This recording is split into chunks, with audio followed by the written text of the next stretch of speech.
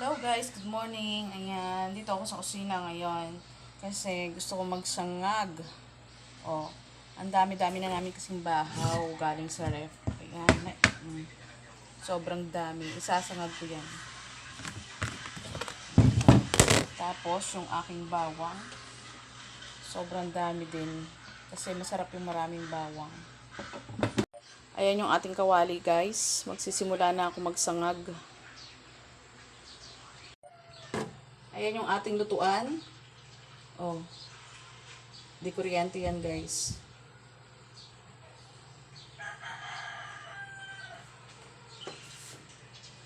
Ilalagay na natin ang bawang. Sobrang daming bawang.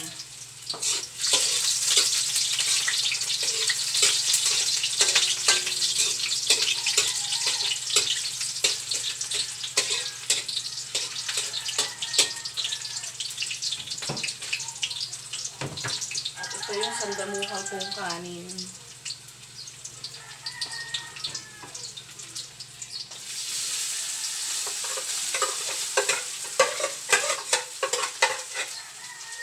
Ayan guys, para walang aksaya, syempre, yung mga bahaw natin dyan, lagay natin sa rep pag dinaubos, tapos kinabukasan, sangag natin.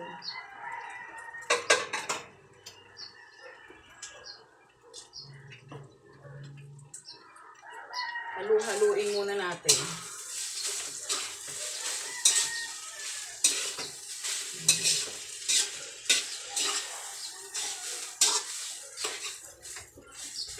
Tapos, lagyan na natin siya ng asin.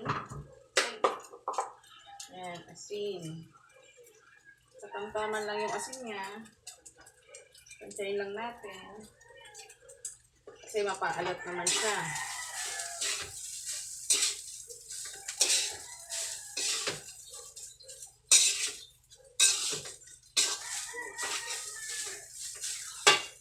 Tapos, alam nyo guys, nilalagyan ko pa siya ng magic syrup. Para sumarap.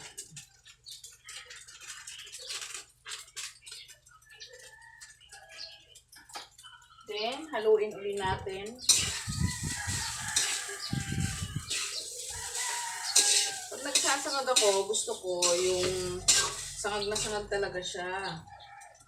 Kasi mas nasasarapan ako pag ganun. Lutong-luto yung kanin. Yan. Pag ganyan, i-leave muna natin siya ng ilang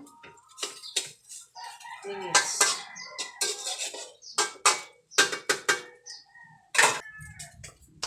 Tapos yun guys, lalagyan ko siya ng itlog para masarap.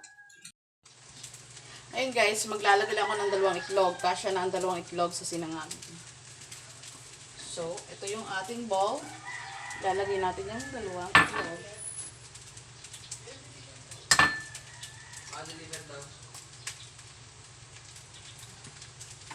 Sabihin mo, saglit lang.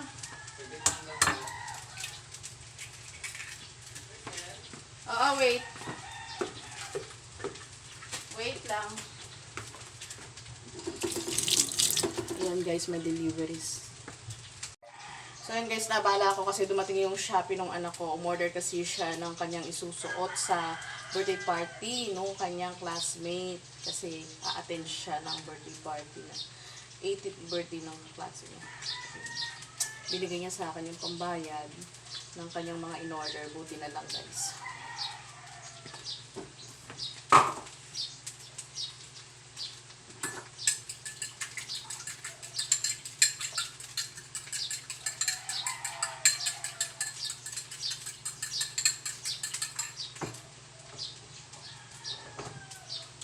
Yan, hahaluin ko muna siya.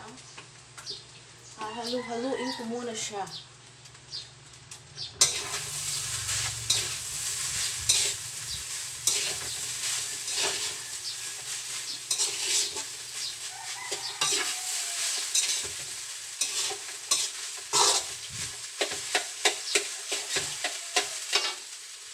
Alam nyo guys, tanghali na. Ngayon, syempre, nagsangag na lang ako kasi kami lang naman yung nandito. Masasayang naman yung kanin pag hindi ko sinangag. Pero meron pa naman kaming kanin sa rice cooker. Pakarami pa rice. Yan. Ininit ko na rin yan.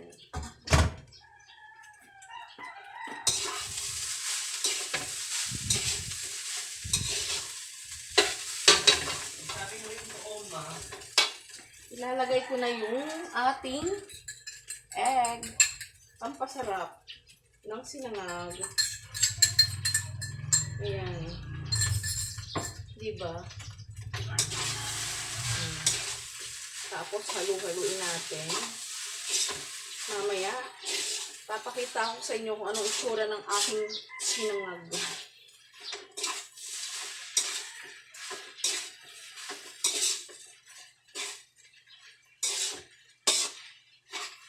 Napakarami naming natirang bahaw. Kaya ayan.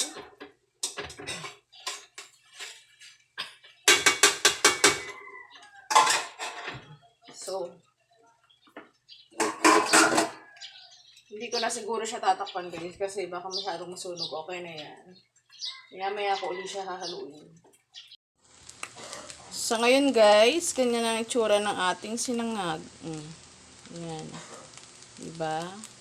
Pero gusto ko, lutong-luto talaga siya. Kaya, ililipas siya natin konting minuto. Haluin na uli natin ito guys.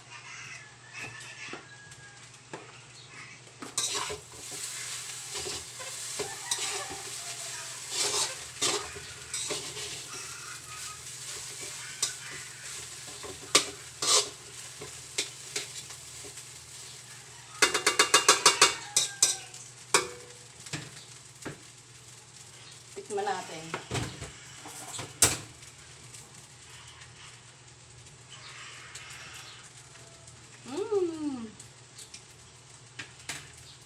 Masarap na siya guys. Ayan na siya guys. Oh, ready to eat na. Lutong-luto ng ating sinangag with egg.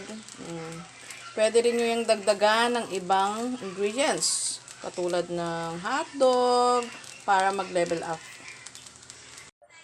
So, dahil tapos na ako ngayon magsangag guys, iisipin ko naman kung ano ang ipapartner natin sa sinangag.